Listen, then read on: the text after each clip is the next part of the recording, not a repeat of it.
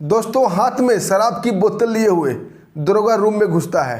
उसको देख लड़की गिड़गिड़ाने लगती है, हाथ जोड़ के लाख विनती करती है, लेकिन दरोगा उसकी एक न सुनता है।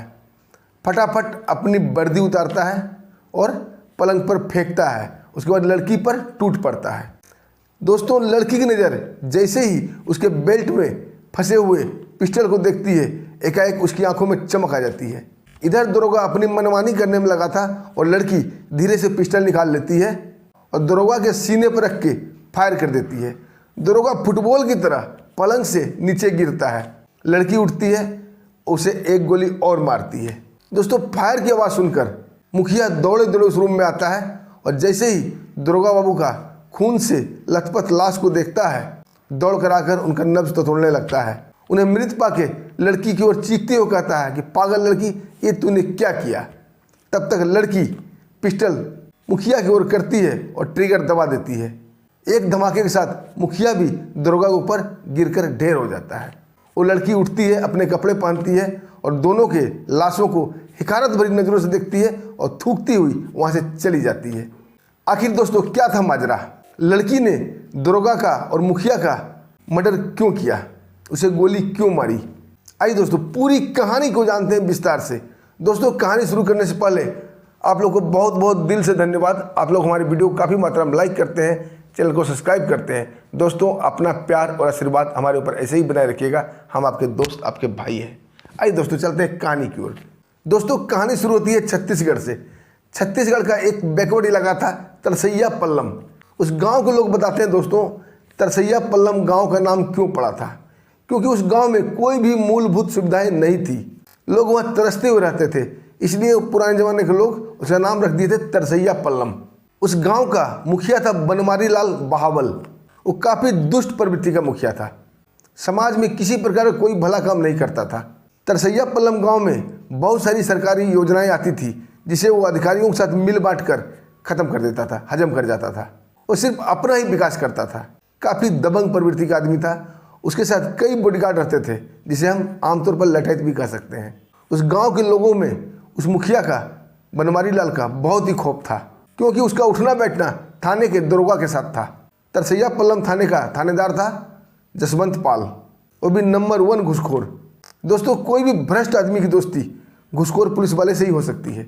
दोनों मिलकर खूब ही ऐश मौज किया करते थे, क्योंकि दोनों रंगीन मिजाज आदमी थे। दोनों की खूब यारी थी, खूब पड़ती थी। दोस्तों मुखिया बनमारी लाल का एक खास लठैत था, जिसका नाम था सुगना मुंडा। सुगना मुंडा उसके हर सुख दुख का साथी था, हर कॉन्फिडेंशियल बातें जाना करता था। और सुगना मुंडा की पत्नी मंगली मुखिया के घर में काम धंधा किया करती थी। दोस्तों एक दिन मुखिया बनमारी लाल का जन्मदिन था।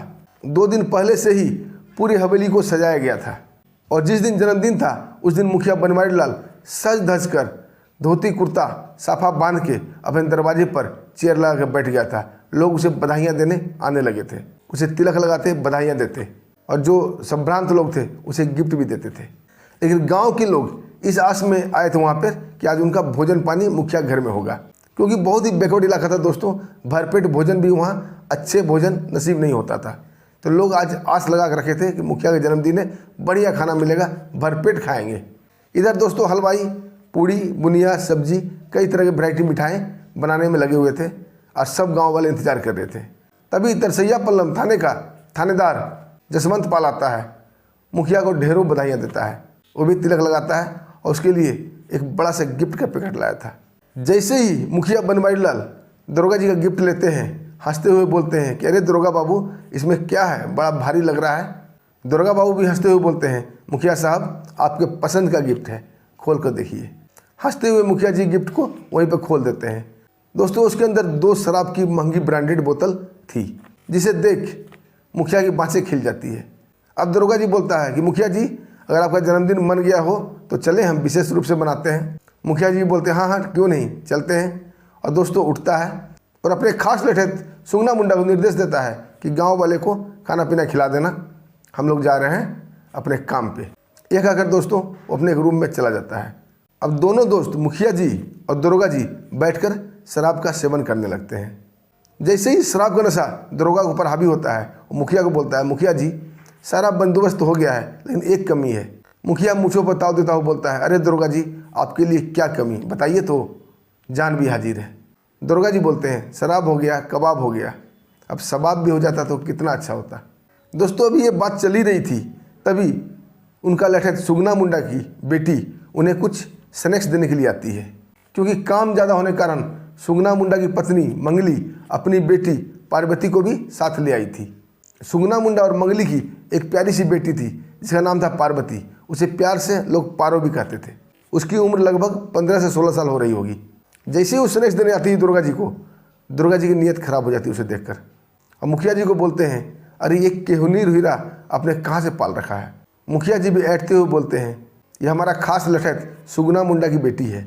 अब दुर्गा जी आ जाते हैं सुरूर में।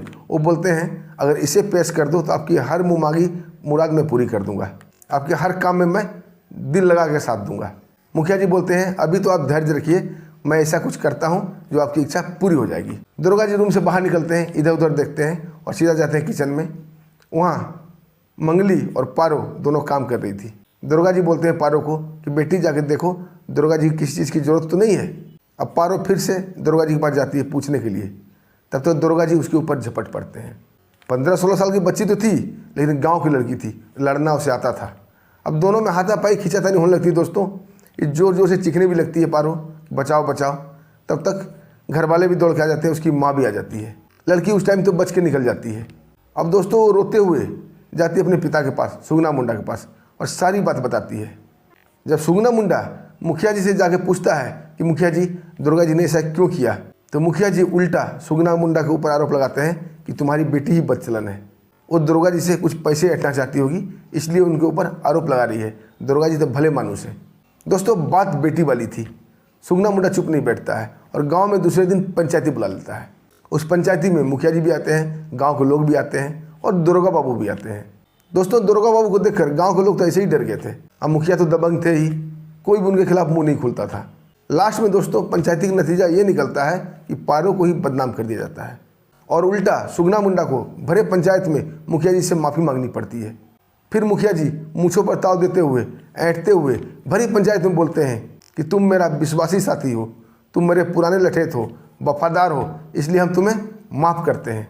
हमारा दिल बहुत बड़ा है, तुम्हारी तरह हम छोटे लोग नहीं हैं, लेकिन माफ़ी की एक शर्त है। शर्त ये है कि अब मंगली की जगह पर पारो काम करने आएगी घर में। क्योंकि अगर पारो काम करने नहीं आएगी, गांव के कुछ लोगों को ये यकीन हो जाएगा कि मुखिया जी ने दुर्गा जी के साथ मिलकर इसके साथ बदतमीजी की है। अब दोस्तों पंचों के सामने फैसला हो रहा था, सुगना को मानना ही पड़ता है। अब दूसरे दिन से पारो अपनी माँ के साथ काम करने मुखिया के घर आने लगती है। दोस्तों बात आई गई हो जाती है, कई दिन बीत जाते हैं। इधर दुर्गा और मुखिया प्लानिंग बनाते हैं कि अब क्या किया जाए। दोस्तों इधर सुगना मुंडा की वाइफ मंगली बीमार पड़ जाती है और पारो अकेला हवेली पे आती है काम करने के लिए। मौका अच्छा देखकर मुखिया जी दुर्गा जी को फ़ोन कर देते हैं कि दुर्गा जी आइए, आज आपकी मुराद पूरी कर देंगे। दुर्गा जी भी आनंद फानंद में वर्दी में ही आ जाते हैं। अब दोस्तों दोनों उसी रूम में फिर से पीने बैठ जाते हैं। जैसे ही पारो ये सब देखती है, वो अपने घर के लिए निकलना ही चाहती है कि मुखिया जी उसका रास्ता रोक लेते हैं और बोलते हैं उस दिन तो बच के निकल गई थी, लेकिन आज तुम्हें कौन बचाएगा। ये कहकर पारो का हाथ पकड़कर रूम में जोर से खींच लेते हैं। दोस्तों वो पारो लाख गिड़गिड़ाती है, लाख मना करती है कि आप हमारे पिता के समान हैं, आप ऐसी हरकत क्यों कर रहे हैं, हमारे पिता आपके वफादार हैं। लेकिन मुखिया उसकी एक ना सुनता है, बोलता नहीं, तुम्हारे पिता ने हमारी बेइज्जती की है, हमारे खिलाफ पंचायती बुलाई है। तुम छोटे लोग की औकात कैसे होगी कि हमारे खिलाफ पंचायती बुलाने की। आज इसका बदला मैं चुका कर रहूँगा। दोस्तों ये कहकर उस लड़की की इज्जत तार तार कर देते हैं। लड़की रोती गिड़गिड़ाती रहती है, लेकिन मुखिया के ऊपर कोई असर नहीं होता है। दोस्तों जब मुखिया का दिल भर जाता है, वो दरवाज़ा खोलते हैं, कमरे से बाहर निकलते हैं और दुर्गा जी को आवाज़ मारते हैं कि दुर्गा जी जाइए, अपना मनमानी कर लीजिए, अपनी इच्छा पूरी कीजिए।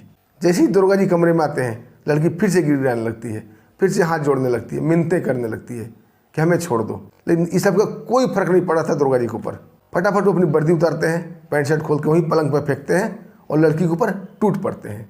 दोस्तों पारो की नज़र जैसे ही उनके वर्दी के बेल्ट में होल्स्टर पर जाती है और पिस्टल पर नज़र पड़ते ही उसकी बाँचें खिल जाती है और एकाएक उसके मन में एक विचार आता है। इधर दुर्गा जी अपनी मनमानी करने पर लगे हुए थे। वो लड़की धीरे से होल्स्टर से पिस्टल बाहर निकालती है और दुर्गा जी के सीने पर रख के फायर कर देती है। दुर्गा जी फुटबॉल की तरह पलंग से उछलकर नीचे गिर जाते हैं।